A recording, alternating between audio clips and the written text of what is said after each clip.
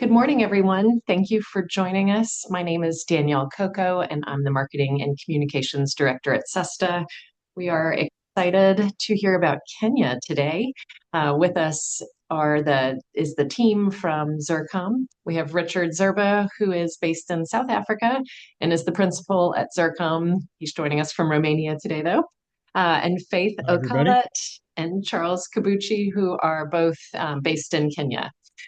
So thank you all, Zircom team, for being with us today. We are excited to learn more about this market, especially in advance of our trade mission to Kenya in August. So thank you for being here. Just a little housekeeping. Everyone is muted other than the presenters. So if you have questions throughout, just type them into the Q&A or the chat, and we'll get to those at the end. And then we will be posting the recording of the webinar as well as the presentation to the website after. So I'll follow up with an email when that's done. And yes, I'll let you all take it away. Richard, if you want to share the presentation.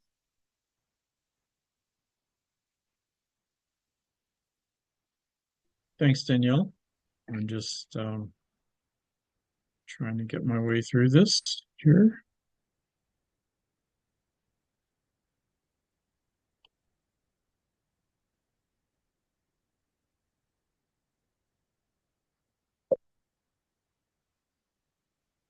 Okay, can you see that? Great. Okay, super. Danielle, how many minutes do you want to allocate for me to speak? Yes, you all go through the presentation. You're the featured presenters. So, Okay, and then we'll do Q&A, and I'll chat a little bit about okay, the trade. excellent. Okay, so the way we want to put this together is maybe just to have a bit of a panel discussion, and with Faith and Charles there in Kenya, we'll be able to assist you with commentary as we go along, and maybe we'll have some very interactive time afterwards. So I really want to say that in this age of disruption, there's a lot going on. You all know that. And we want to really encourage you to think about Africa as a market right now.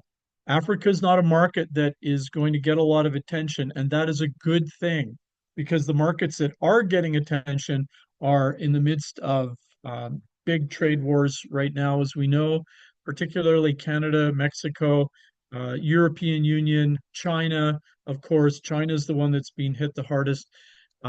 But Africa is going to come off relatively well. And in that, we're going to see a couple of things happening. The first thing is that with the administration, we're seeing that they're looking for people or for looking for countries that are going to come in at a very low negotiation um, entry point. And a lot of African countries are already contemplating coming in and allowing all American goods in at a zero tariff level. So this first thing is it's the first time that American exporters will have a level playing field with the other countries that have free trade agreements with African countries. And so typically with Europe, there are free trade agreements with Kenya, with other markets in Africa. And this will mean that the United States comes in at a level playing field relative to other countries that do have a zero rated tariff scheme.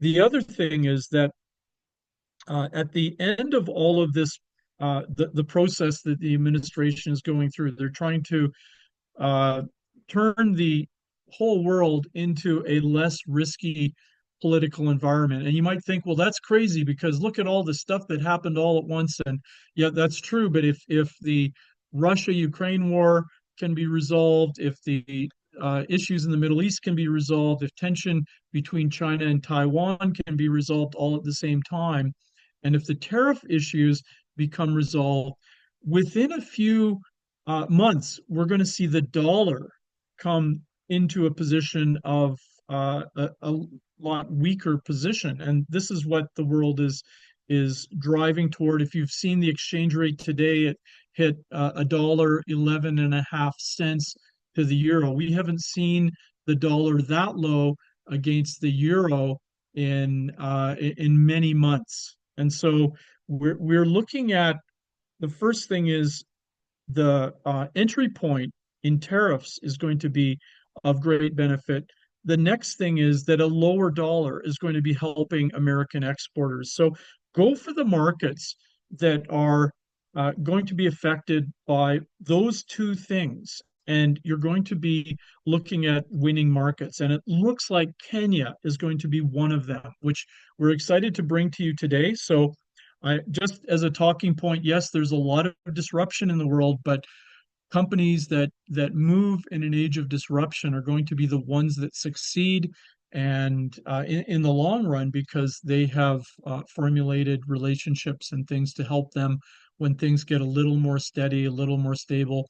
And typically, if we do look at statistics, about two-thirds of the companies that do move during ages of disruption, and we can harken back to a couple of them in my own living memory, are the ones that really, really succeeded in turning things around for themselves and in a place where a lot of the other ones were frozen in place through inaction or stuck because of financial issues that didn't allow for them to be motivated at that time. And so small and medium-sized companies with good mobility in the international market and a good ability to move are going to be able to be a bit more mobile and in seeking out new markets. So we do have a really excellent team right across Africa. I want to introduce Faith. Faith, can you just tell us a bit about your background?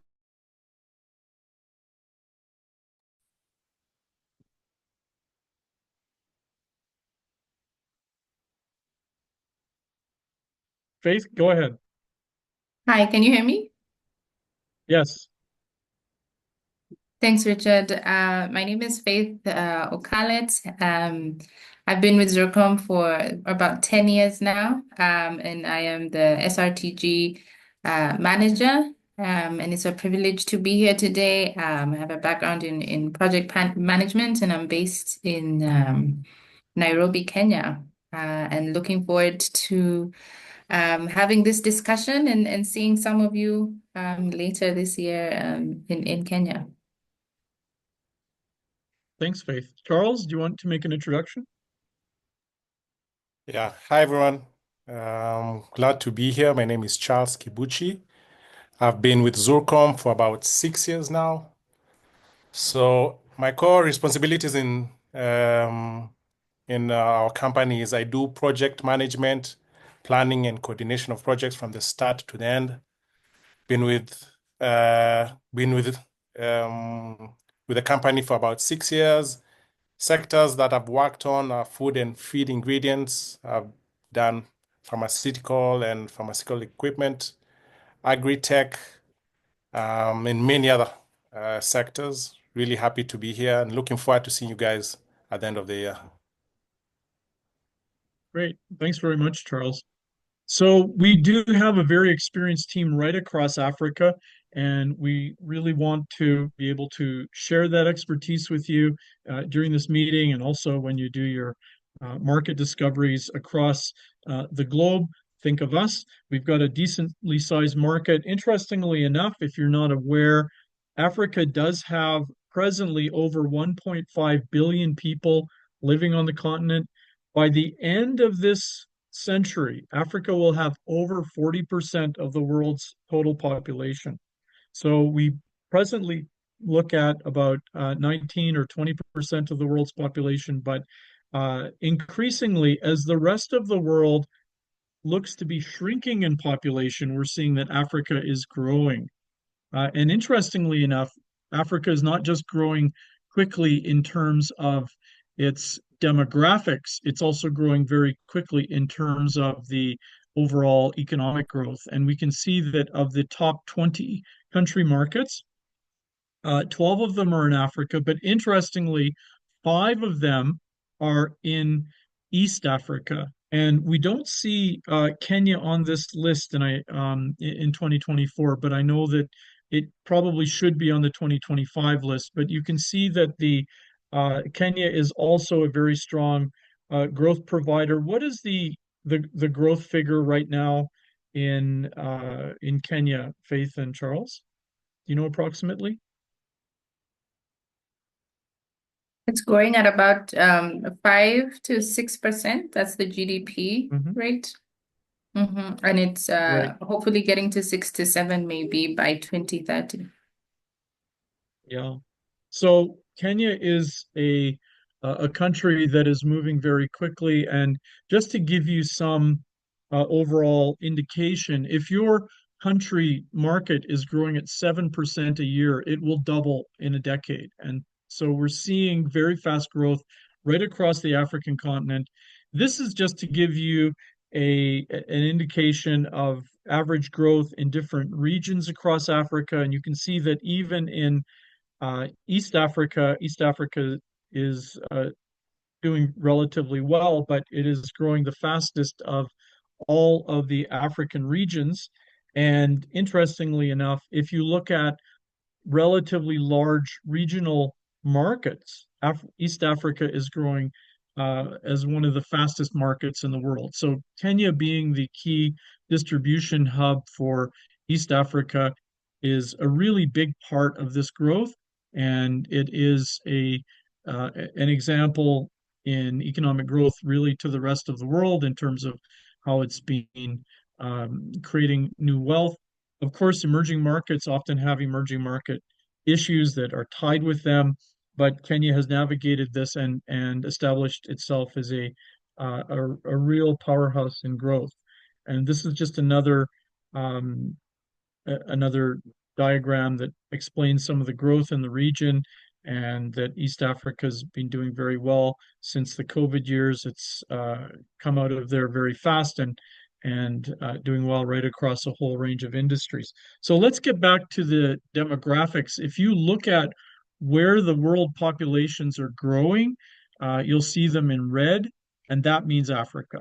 That is really the story of the world right now. Most of the world is declining in population, but Africa is growing, and it will continue to grow for at least another 100 years or so. So there's a lot of potential. We can see the demographic um, differences here. You can see that Kenyans are, on average, a little bit older than their country partners in other parts of East Africa, but they're still under 20. And the average age in Africa is 19 and a half years old. So that isn't that old. And when you're looking at mouths to feed, if you're looking at the future of your food and beverage markets, then Africa really is one that you need to focus on and to understand, where your the mouths to feed are going to be where your future markets are, especially where you have increased per capita growth. And that's something that Africa's benefiting from. Interestingly enough, another statistic that I can tell you about is that by the end of the century, all trends considered equal, and they're never really are, but from the outlook that we've got right now, Africa will be contributing more to the labor force than all the other regions of the world combined. So we're looking at a large and still young population that is going to be important and strategically important, especially for the agricultural sectors, for food and beverage companies, as they participate in the global economy and as things start moving in different directions. So a lot of the disruption isn't only that we're seeing a tariff war, we're seeing some other destabilizing effects post COVID, but it was during the COVID years that the world really started to figure out that the world population has probably reached its pinnacle, and the only growth region really is Africa from now on. And so we're looking at an interesting time and a lot of inflections going on right now in world history. And this is a time when you, as a manager or owner of a small or medium-sized company, can really benefit from the things that are happening. Just quickly, there's a regional common market that has grown to include the Democratic Republic of Congo. The Congo is an interesting country. It joined, it does have a much lower GDP than the rest per capita. And interestingly enough, there is some real um, issues between some of these countries, particularly Rwanda and Uganda inside the Congo. And so there's a lot of issues to resolve that are happening inside this trading bloc.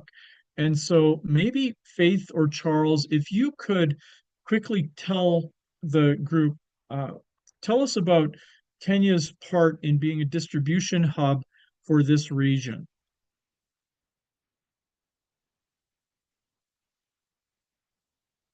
Right, thanks.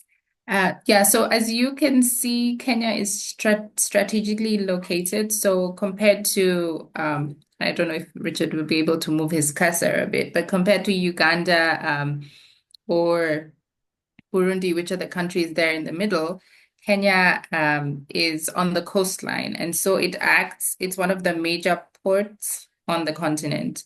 And so in terms of getting goods into the rest, inland, to the countries that are more inland, it is known as the hub of East Africa because, first of all, because of its location, because of its thriving port. It's one of the oldest ports as well. That's Mombasa. That's the coastal city in Kenya. And so because of that, it does make goods coming into the eastern part of Africa, and even COMESA, which is another trading bloc that involves some of the other central and southern countries as well. So you have goods coming into Kenya and then being easily dispersed to the other countries. The other benefit of being part of the EAC, which is the East African Community, is that depending on the product, some products can then move in once you've paid your tariffs into Kenya. There's no double tariff, so you don't have to pay duties and tariffs for moving into the other East African countries. Great. Thanks very much, Faith, for that. And just an indication that this region that we're talking about is as big as Western Europe in terms of its geography and in terms of its population. Its population is almost as big as Western Europe. So we're getting toward a population of 300 million. And yes, the GDP per capita is much lower. However, we're looking at alterations and changes, and things are happening where the population is growing in both directions in terms of number and in terms of per capita increases. So this is going to make this region very, very important. And it's this region that we're trying to explain is one of the fastest growing in the world right now. Interestingly enough, we're talking about trading blocks, and so the one of the big things that are happening right now is that the Africa Continental Free Trade Area is becoming one common market. This is all of Africa, and if I show you a map of the countries that have already signed up, the countries in red are the ones that have ratified the treaty. And I actually believe that a couple of the others since then have done so as well. So this has been in place since May of 2021, and the countries are presently negotiating protocols which are going to be important to you as an exporter. This is the world's largest common market by geography. It's the world's largest common market by population. It's the world's largest common market by numbers of countries. And it presently has just around 3 trillion in GDP overall. It does not function as a one common political entity. And so when you're looking at things, we're probably looking at the model of the European Economic Community, but not necessarily the European Union. If you know your history, the one developed into the other. So it's going to develop into a common market, but they don't want to have a lot of the political trappings that the European Union has created, which has caused a lot of dissension. And we saw Brexit, and a few of the other countries are not so pleased, and it's mainly because of a lot of the political issues that that the European Union out of Brussels has created. So there are important moves to understand that when you start understanding how to get into one African country, you're going to start understanding how to get into all African countries very soon, except for Eritrea, which has not signed on to the protocol. So uh, things are moving, but again, just like the European Union, this is something that will take decades to piece together. But it is a long-term plan, and you do have to be aware of it. So the one of the things that we have seen in recent years is the formalization of the grocery shopping industry, and we've seen that nonetheless, um, right across Africa, the idea of shopping in a grocery store has changed radically in the last 30 years. A lot of open markets used to exist, and now those places are shrinking, and people are preferring to go shopping in the stores. So maybe if Charles or Faith could comment on the growth of formal the formal sector in terms of shopping, because this really affects how you as a food exporter are going to be able to enter Kenya and the kinds of companies that you'd be working with. Yeah, maybe if I can just mention some of the international grocery chains that have come into the market. We've seen Carrefour, which is a French brand that has presence in the Middle East and in North America. They set up shop in Kenya. They started out with about two grocery chains, about 5 years, and right now they're headed towards 30 grocery chains, and that's in the last about 5 years. So we've seen an increase in their presence in Kenya, not only in the capital city, but they have set up shop also in the adjacent smaller cities. Also, the local grocery chains like Naivas or Quickmart have seen investments from PE firms who've injected significant amount of money to expand their footprint in the region. Also, for the same grocery chains, they are also expanding with their e-commerce spaces, and we're seeing an uptake of many people ordering groceries online, and the products are being delivered to their houses. Same way we see that in the West when we see what Amazon are doing. So we're seeing that move to the online space here. Yeah. Great, thanks, Charles. So we're seeing also a lot happening. Charles mentioned the online grocery stores, and maybe just something about food services, because there's a big change that's happening along with the rest of the world in terms of uh, fast food being delivered to people as they order it. Yeah, I think I also just wanted to add before I answer the question, Richard mentioned that, one of the key drivers to this shift is because of the rising middle class. Again, that youth demographic that Richard mentioned earlier is now playing into, a growing middle class, increasing urbanization, but also there's a strong affinity for high quality and international food and beverage products, because the young people know these products, and are aware of them. And now because of that, then that's what they are buying a lot more. We're also seeing an increase in the number of foreign nationals that are settling in the country, whether expats. And because of that, there is then a need for these fast food chains or retail stores to then accommodate the tastes and preferences of their customers. And then, so that's why you do see a number of people then moving to for more formalized shopping. But then also you do see this rise in fast food chains, because again of this young demographic, you have more convenience that's needed. And because of that, then the fast food does look more attractive because of just how convenient it is. One example is we do have Papa John's. I mean, we have Domino's and Cold Stone and all these other chains, but Papa John's has opened in last year, 2024, and already they have plans to establish more than 13 restaurants. Already between December and now they've opened three, and you can see a rise in that in terms of convenience as well.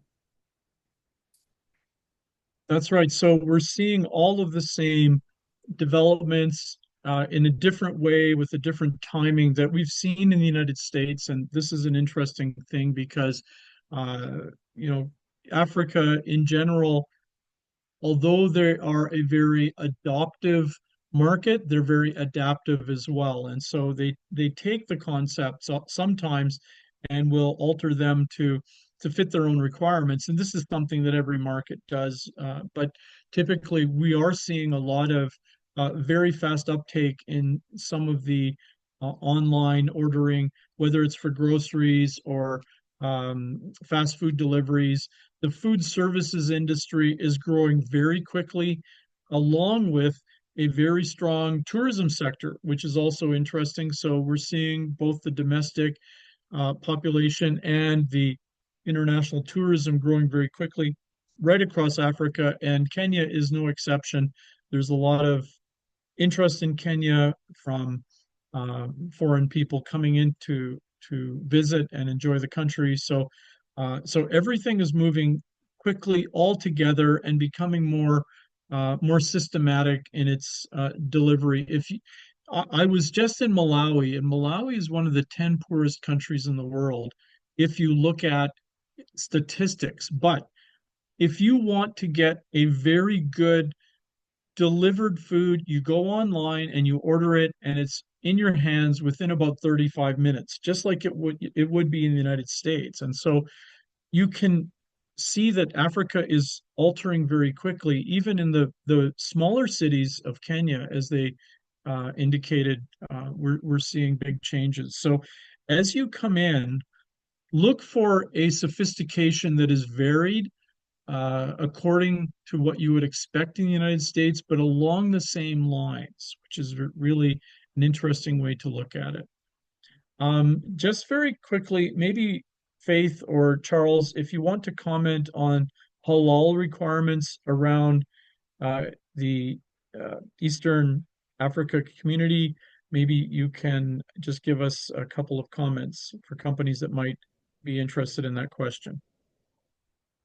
Yeah, maybe I can just say something before maybe Faith adds. Yeah, so with Kenya, we do see a high population of Muslims, especially in the coastal region. So brands like KFC or fast food brands have halal certification in some of their stores.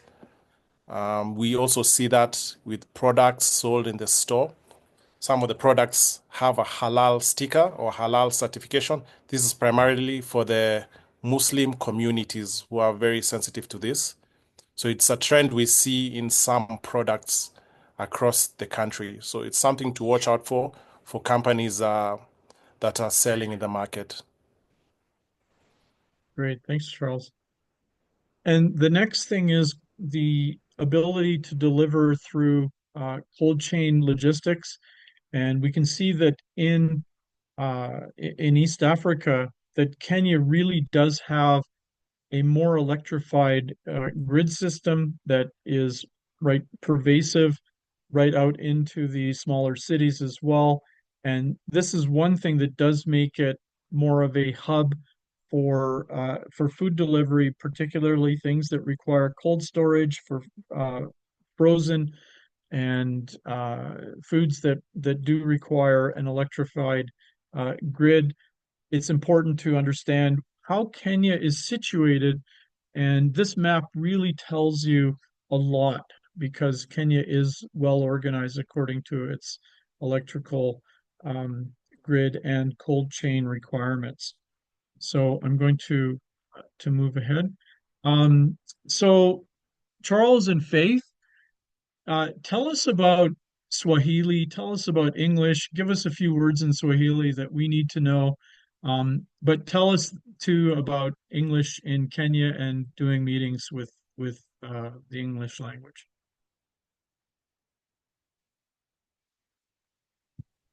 First, when you say hi or hello, it's jambo. So you can just practice wherever you are, just say jambo. And if you've watched The Lion King, I think you've already started your Swahili lessons because Hakuna Matata is Swahili.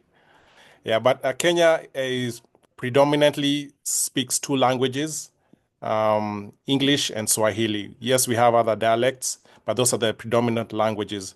If I can speak about English, if some of you may not know, we were colonized by the British. We were a British colony. And so from the 1950s, English was inculcated in our curriculum. So majority of the people in the country trade in English, are duolingual. They can speak fluent English and they can speak fluent Kiswahili. So that is the language that is used for trading across the country. Yeah. So thanks, Charles. And this map that I want to show that I'm showing you here right now shows that the density of population really correlates where English is spoken in Africa. And interestingly enough, we're seeing big moves in uh, French-speaking Africa, Portuguese-speaking Africa, even Arabic-speaking Africa toward English. And this is being drawn by the youth generation. They really want to be part of an English international atmosphere. And so we've seen a lot of move by the young people to shift the language base in a lot of these countries toward English, away from French and Portuguese. Even if you go to Morocco, interestingly enough, a lot of the people under 25 will speak English. A lot of the people over 40 won't speak a word of it. So interesting how the times have changed and things that are changing in Africa. There's an important move in the youth culture, and that really is toward English as a business language, language of entertainment, language of education, and we're seeing this along with online penetration around the world, but in Africa particularly with youth. So here's a couple of diagrams relating to the penetration of mobile uh, ownership and online participation by our friends there in Kenya and other countries. So very quickly, maybe Charles and Faith, you can comment on Africa and the digitalization trend, but maybe talk just a bit about Kenya because this is also interesting relating to how the population is understanding things, how easy it is to integrate online, how systematic things can fit into the distribution of food there. But we're seeing that Kenya really is a leader in terms of its online participation. And maybe just a bit of comment about that, because we're seeing that the internet economy is really pumping there in Kenya right now.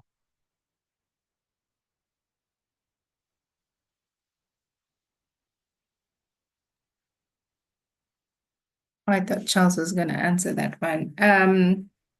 Yeah, I think it's Kenya is among one of the leaders in the country, I think, at par with South Africa and Nigeria in terms of just how much the internet economy is expanding. I think it's almost, more than 80% of the country have access to internet. Also in terms of they are a number of internet providers now, and it's almost everywhere you go, even in we have what we call matatus, which is the local sort of way of transport. It's like a minivan or minibus moving from one place to another. So some of those also on your daily commute to work have Wi-Fi in them. Almost every cafe, every mall, in the airports, as soon as you arrive, you have access to free Wi-Fi, and that's then contributing to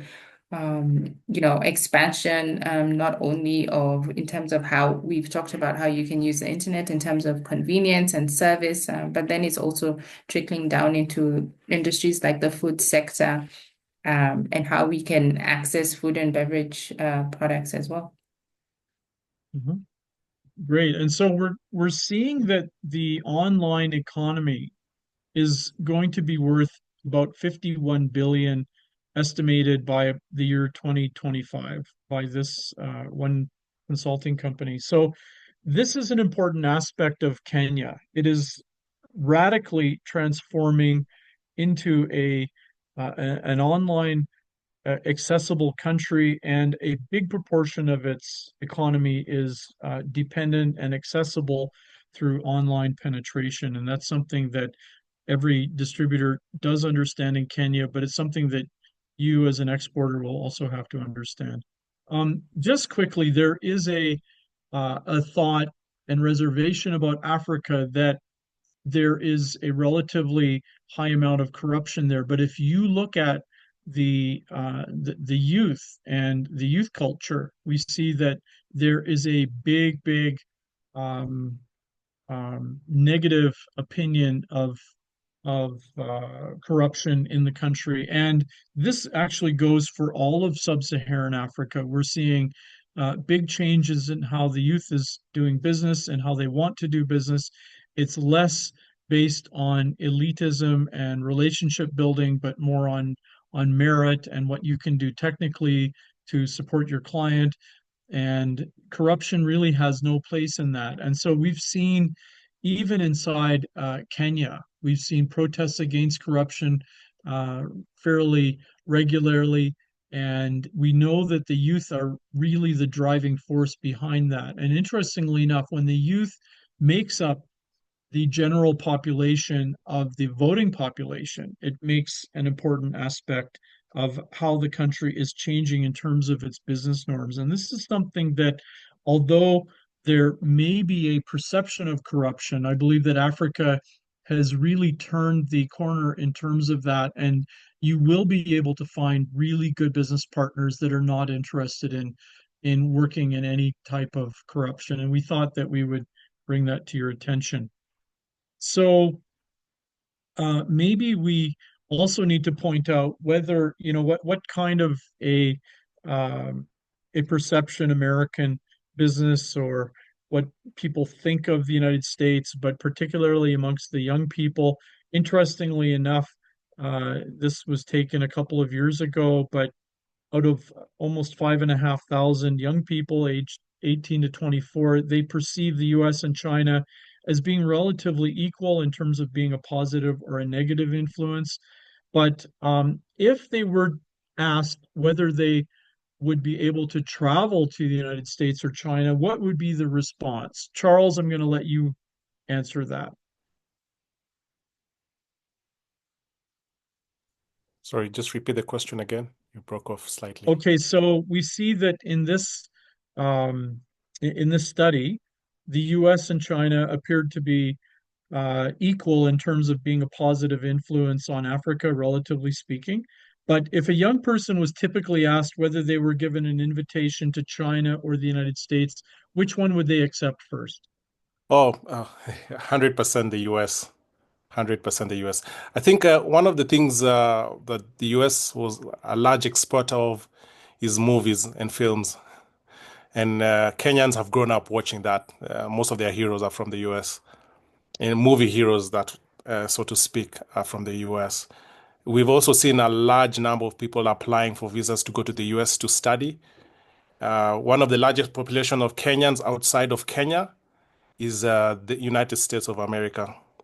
So majority of the young people looking forward to go to study in the US, to do business in the US, and some do come back home with a business acumen they've learned from the US, doing trading and investing in the US, and some of them are coming back to the country and bringing some of these products and services that they got from the US back home. So the young people and the culture is generally aware of the US norms, US language, US products. As you can see, we do have KFC in the country. We have Papa John's in the country. I believe it's Burger King. We also have a Burger King. Faith, if I'm not wrong, we also have a Burger King in the country. So yeah, we usually use a lot of US products and services in the country. Mhm. Yeah, and it's interesting to note that obviously there's a big Kenyan diaspora in the United States. We're also seeing a lot of those diaspora coming back to Kenya, investing in the country as well. So we're seeing a Yeah, lot of uh, two-way traffic. It's not just one way. And yeah, interestingly, China does not have those kind of contacts. And if we look at the kind of fear that people have about the China market, this is reflected right across the whole sphere of its relationships. Americans have a competitive advantage with their culture, with the way their communities are placed, with the way they educate people, with a lot of things. China just cannot match what the United States has, even with the English language alone. It's important to understand that although one country may be perceived as as good of an influence as another, in the end, the United States is probably um, lengths ahead of China in terms of its positioning, in terms of the cultural accessibility and influence. I think that this is something that we have to see, and is probably memorable in different ways that would really show the strength of the United States this way. And this goes to tell you too that American branding um, that goes along with an American lifestyle is perceived as a relatively positive thing in Africa. So if we generally look at Kenya, we can see that there's very fast economic growth. We see that the market demand is converging with US brands and tastes. We see a very fast youth demographic and a business culture that's open to the United States, very digitally savvy, very creative and entrepreneurial. Um, and Kenya is in the largest common market that is developing in the world right now, and English is spoken very well. So these things make it a very interesting and you know um, not just profitable, but a fun place to visit.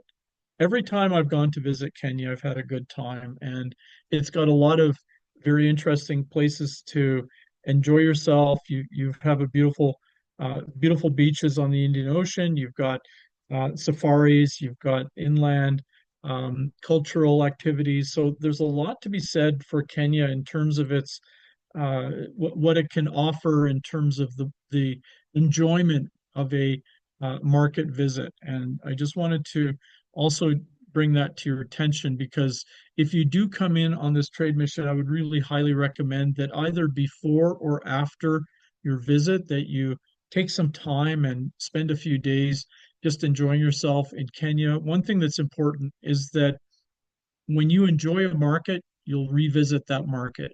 And when you enjoy a market, you speak well of it and you make friends in that market. And then you'll want to come back. And then people who are repeat visitors to a market are usually the ones who are successful, particularly with smaller, medium-sized businesses.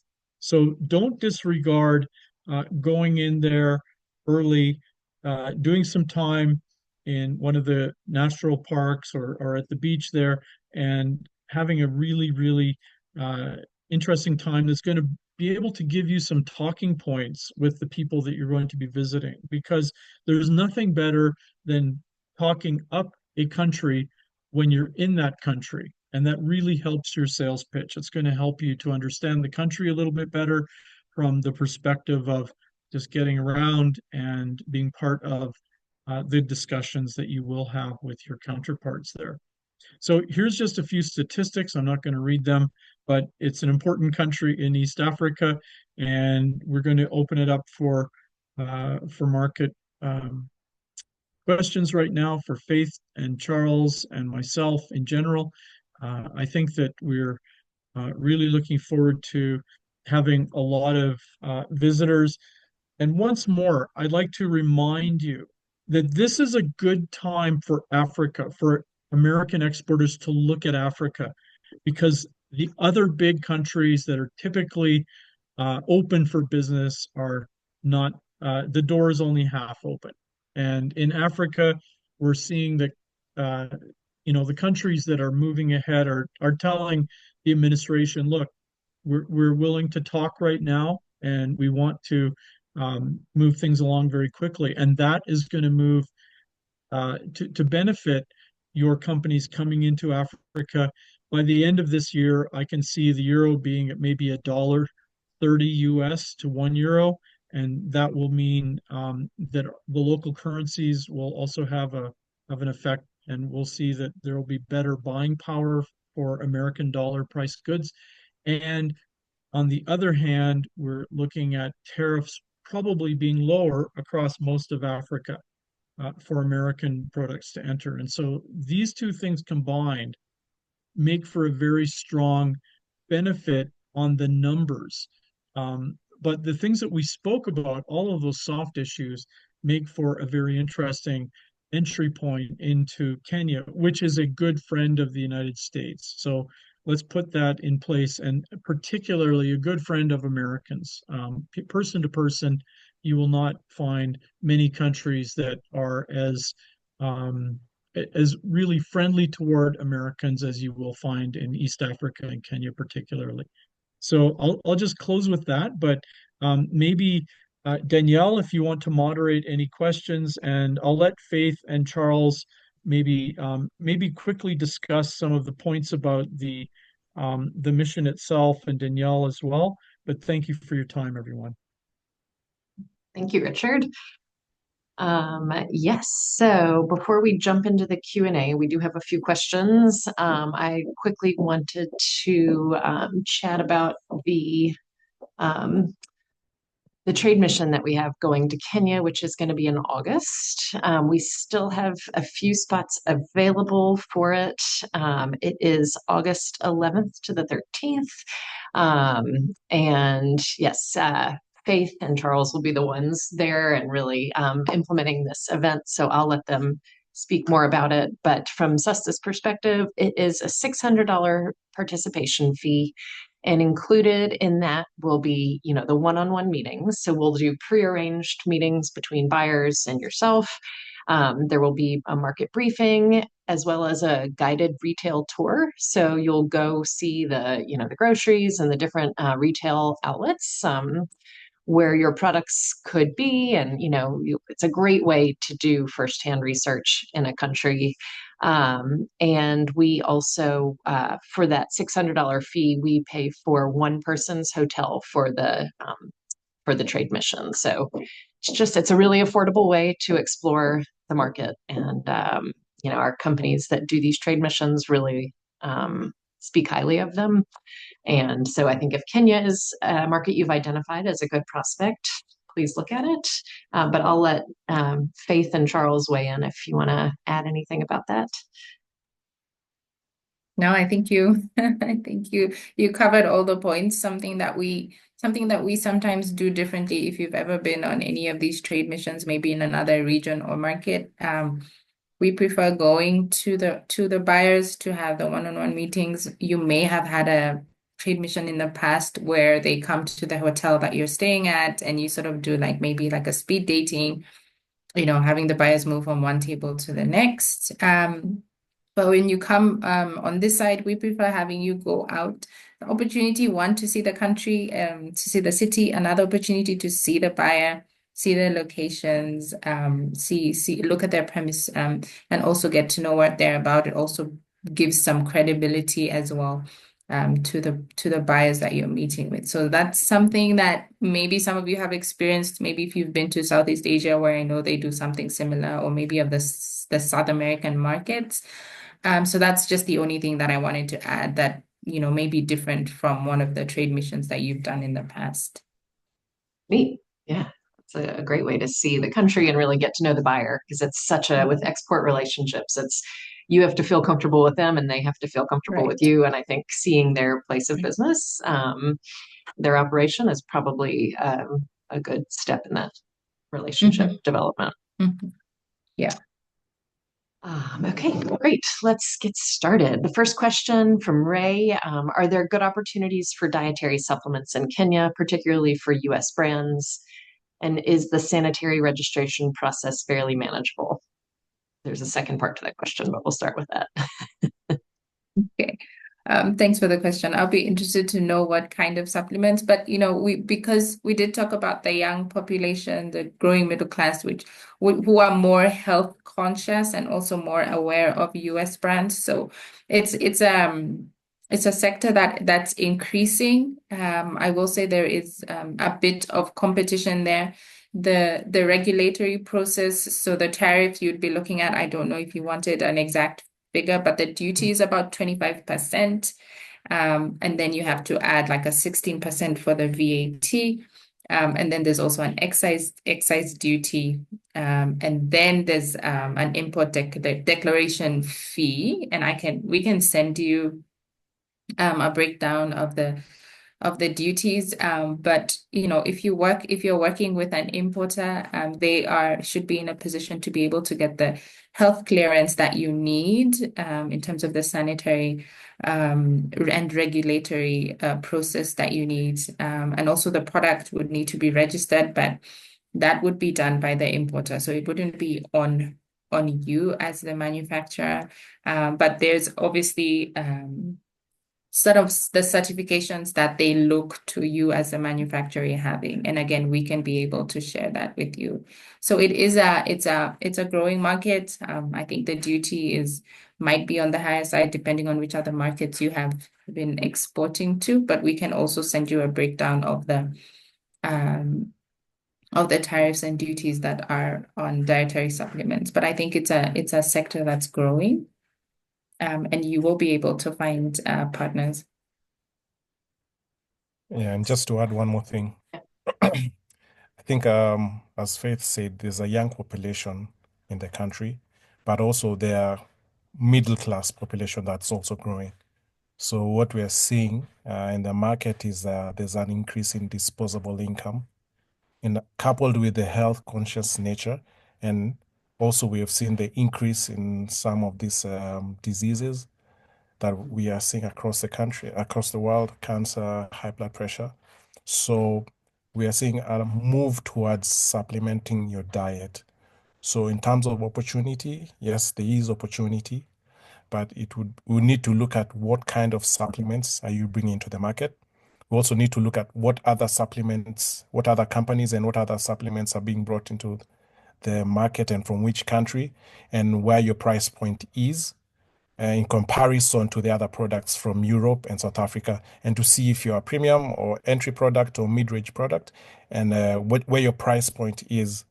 So that's part of the work we'd be doing, to give you some form of analysis to help you position your product in a competitive space. So the opportunity is there. It's just there's some work to be done to figure out how to unlock that opportunity for your products.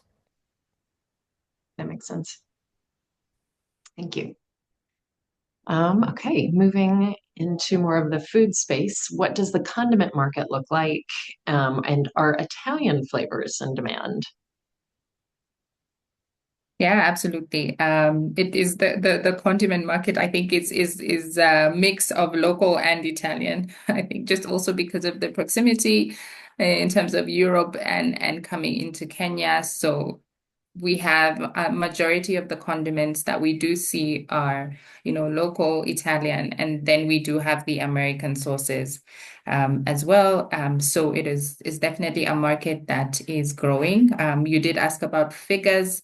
Rough estimate was about just rounding out about $500,000 that was done last year in terms of just specifically for sauces, right? Coming in from the US. And so if you were to compare that with Italy, then they're, they have a bigger margin of that, a bigger chunk of that in terms of bringing in their products to Kenya. And again, that also is because of the proximity. So it's cheaper for them to come in. So if you do have Italian sauces and condiments, yes, there is a market for you. And so piggyback to what Charles said, it would be then comparing if I have these Italian sort of condiments and sauces coming in from the US, how does that compare to the ones that are coming in from Italy? Will you find a market? Yes, you will find a market. And it's one of the areas that's growing. It's actually one of the sectors that the FAS did encourage us to talk about in terms of one of the sectors that's growing in the country. Okay. Thank you. Our sales. Sorry, Danielle, just Yeah. to answer, I think she did. I think there was something about how do we get figures. She wanted to also know about who the competition is, and we can, put together a one page if we're able to get the contacts, Danielle, and send that information. I think it's Linda who's asked the question. Yeah, we can send it through. Great. Thanks. Are sales direct to the retailer or through distributors? I think it depends. I don't know if Charles wanted to answer. I think it depends on the retailer. So if it's a retailer like Carrefour, they have the capacity to be able to import direct. The other smaller chains then use importers and distributors. So it really just depends. And it depends also on the product, what is specifically the product is. And some of the retailers do handle directly. The products coming from the exporter to the retailers, but most of the supply chain passes through wholesalers and distributors, because the distributor clears the product, the importer from the country clears the product, make sure you have all the certification. So depending on the product, some come to an importer who does take the product to a distributor, who the distributor then is the one who takes the products to the retailer. He kind of consolidates all these different products and takes them to different retailers. So it's a product specific, but the value chain is mostly from an importer to a distributor slash wholesaler to the retail. Okay. Yeah. And would that be the case for sugar-free? Yes. Okay. Great. And Brian, I know you had a few follow-up questions about airline and hotel for the trade mission. We'll reach out to you directly about that. Okay. For Kenya, the labels can be the same as in the US, or do they have to be different? Yeah, it depends on the product. So obviously, if you're talking about the dietary supplements ones, the labels, they will have some differences, but generally English labels are the same because the language is the same. Yeah, so if we have the product that the person is referring to, then we'll be able to give you specific on what your product label needs to be. Okay. And let me just add something to that. And what we've seen with some products, because there's a cost element into changing the labeling in the US, which may be expensive.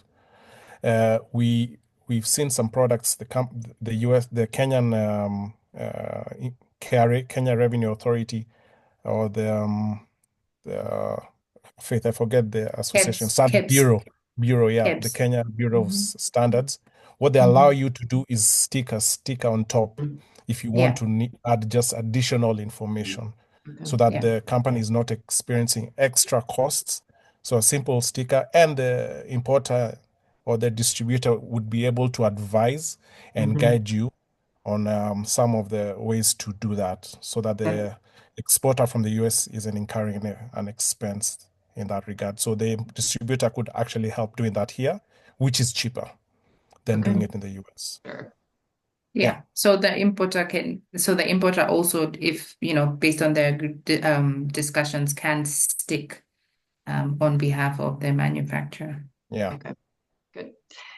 And if that's an extra expense, keep in mind that's something that our cost share program can help with as well. Okay. Okay. Is there an opportunity for dried fruits and nuts in Kenya, especially pecans?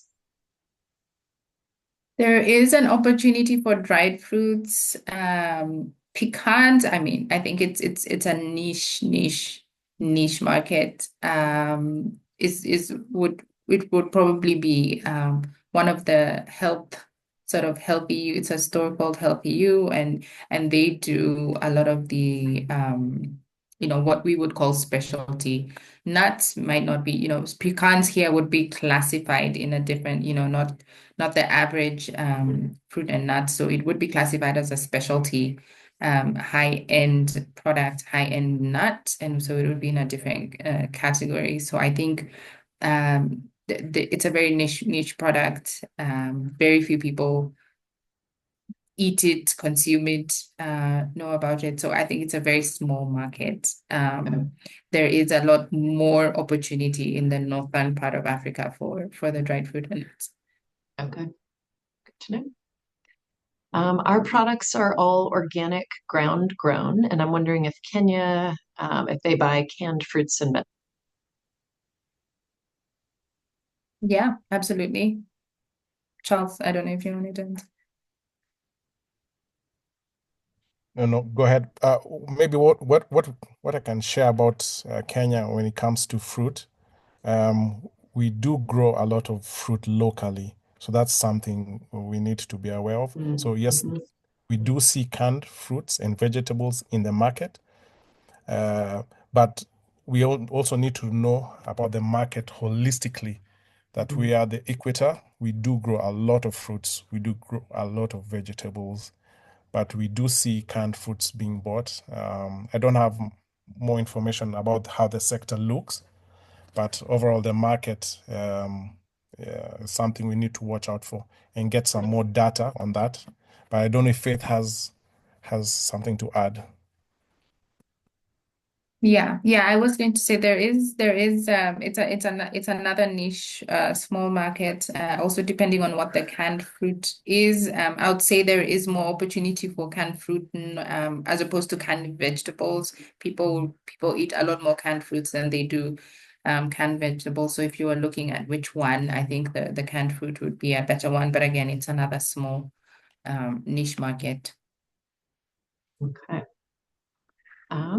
Are all imported goods tested by SGS with COA certificates?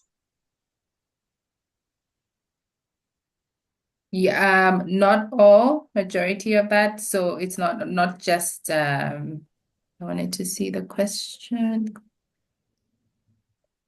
Yeah, so SGS, but also KEBS, which is the authority that Charles was talking about. But not all of them, no. Okay. Yeah, but if I can add, if you are importing into the country, a certificate of analysis is required. So that's definitely is required, and your importer and distributor would help you get that certification, because from there, the Kenya Bureau of Standards is the one that checks your documentation. So the importer would help you with getting that certificate of analysis. Okay. All right, next question. We have tons of questions coming in, which is a great sign. Everybody's interested. What are the highest consumed pulses? Beans, peas. I don't know if you have split peas or if I say split peas, you understand what I mean by split peas. There's also different varieties of beans. So we have black beans, yellow beans, green beans, what we also call green grams, which are Grams, yeah. different from green beans. They're a lot very tiny, small. Yeah, that's Chickpeas, also cowpea. chickpeas. Yeah.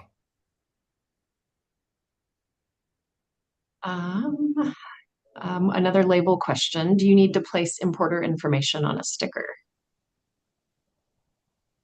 You do. So and by import information, it's where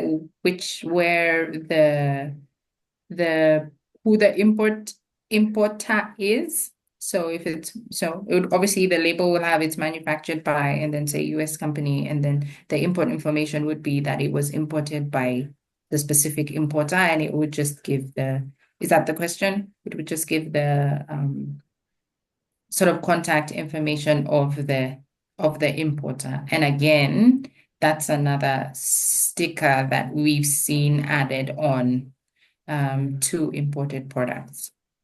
Okay. Kenya is next door to the huge spice areas of the world. What about seasonings and gourmet seasonings?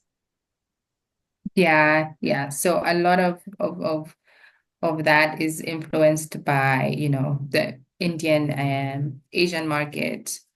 So and we also have a huge Indian population. It was actually named as a tribe in the country. So now we have Kenyan Indians. So just because of the history of the country, and so you have Indians that have, fourth, fifth generations back grown up in the country, and now it's a whole tribe. And so because of that, the spices are really heavily influenced by that. And also majority of the manufacturers and even some of the importers are actually Kenyan Indians or of Indian origin. And because of that, then that's why you do see a lot of the spices and seasonings coming into Kenya from India. And I guess they could also have negotiating power having come or originated from there. So you will face a lot of competition.